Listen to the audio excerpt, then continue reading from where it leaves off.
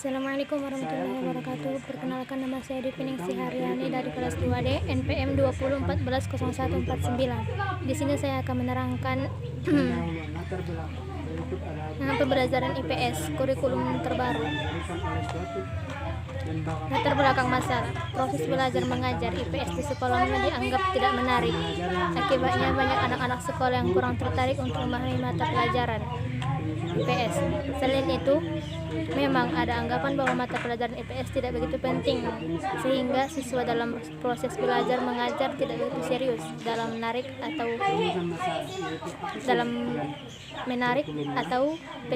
beberapa indikator yang menunjukkan bahwa mata pelajaran itu tidak menarik atau tidak penting adalah nilai-nilai pelajaran IPS tidak begitu tinggi, serta program ilmu sosial di SMA dianggap sebagai program nomor 2 setelah ilmu alam. Hal tersebut di atas disebabkan adanya beberapa faktor. Faktor yang pertama adalah penempatan jam pelajaran IPS biasanya sebagai pelengkap di siang hari ketika kondisi belajar siswa sedang menurun. Hal ini menunjukkan bahwa pihak sekolah membuat jadwal menganggap bahwa pelajaran IPS tidak sepenting pelajaran matematika, IPA, dan bahasa Indonesia. Dalam kondisi yang demikian, baik siswa maupun guru sudah dalam kondisi kelelahan sehingga perhatian dan motivasinya sudah menurun.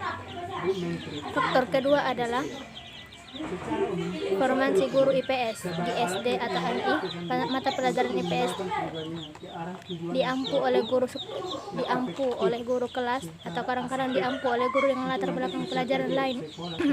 Bahkan tidak menutup kemungkinan satu guru selain mengampu mata pelajaran IPS juga mengampu mata pelajaran lainnya. Akibatnya kreativitas dan kemampuan guru pun tidak maksimal. Guru-guru merasa kewalahan dalam mempersiapkan setiap mata pelajaran yang harus diampunya karena beban mengajar terlalu banyak. Faktor ketiga adalah sajian materi dalam buku-buku IPS kurang memadai. Buku-buku IPS umumnya tebal-tebal dengan bahasa baku yang sulit dicerna oleh siswa. Apalagi dengan seringnya berganti kurikulum, maka buku-buku pun sering berganti. Selain masalah materi, keberadaan buku juga berkaitan dengan harga yang selalu naik sehingga orang tua kurang mampu untuk membelinya. Dalam buku-buku IPS seringkali materi terlalu berat dan sangat lengkap, tidak sesuai dengan tingkat perkembangan kemampuan siswa. Akibatnya siswa tidak mampu mempelajari IPS. Berdasarkan kurikulum 2021 atau kurikulum tingkat satuan pendidikan KTSP pendidikan IPS, terlebih di jenjang pendidikan SD dan SMP harus memberikan pengalaman langsung dan menggunakan lingkungan sekitar sebagai sumber dan media pembelajarannya. Oleh karena itu, materi IPS di jenjang pendidikan SD dimulai dari pengenalan lingkungan sekitar, baik lingkungan fisik maupun lingkungan sosial yang diajarkan melalui kelas 3.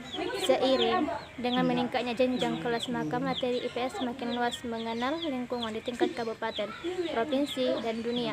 Ketika peserta didik duduk di kelas 5, maka materi pengenalan lingkungan dunia secara menyeluruh diberikan oleh guru. Hakikat ilmu sosial. Hakikat ilmu pengetahuan sosial. Ilmu pengetahuan sosial atau IPS merupakan salah satu mata pelajaran yang diberikan di SD secara saling berhubungan.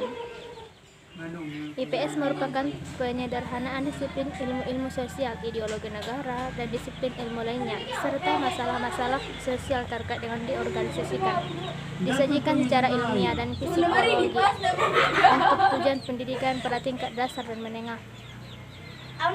Ilmu pengetahuan sosial merupakan integrasi dari berbagai cabang ilmu-ilmu sosial yang dirumuskan atas dasar realitas dan fenomena sosial yang memiliki satu pendekatan interdisipliner dari aspek cabang-cabang ilmu sosial, sejarah, sosiologi, geografi, ekonomi, politik, hukum, dan budaya. IPS atau studi sosial merupakan bagian dari kurikulum sekolah yang diturunkan dari isi materi cabang-cabang ilmu sosial. Sosiologi secara sejarah, geografi, ekonomi, politik, antropologi, filsafat, dan psikologi sosial. Pendidikan IPS merupakan padaan dari Social Studies dalam konteks kurikulum di Amerika Serikat. Istilah tersebut pertama kali digunakan di Amerika Serikat pada tahun 1913. Karakteristik mata pelajaran ilmu pengetahuan sosial. Istilah pendidikan IPS dalam menyelenggarakan pendidikan di Indonesia masih relatif baru digunakan. Pendidikan IPS merupakan padanan dari Social Studies dalam konteks kurikulum di Amerika Serikat. Istilah tersebut pertama kali digunakan di Amerika Serikat pada tahun 1913. C. Tujuan pembelajaran ilmu pengetahuan sosial. Tujuan utama ilmu pengetahuan sosial ialah untuk mengembangkan potensi peserta didik agar peka terhadap sosial yang terjadi di masyarakat, memiliki sifat mental positif terhadap perbaikan segala ketimpangan yang terjadi, dan terampil mengatasi setiap masalah yang terjadi sehari-hari, baik yang menimpa dirinya sendiri maupun yang menimpa masyarakat.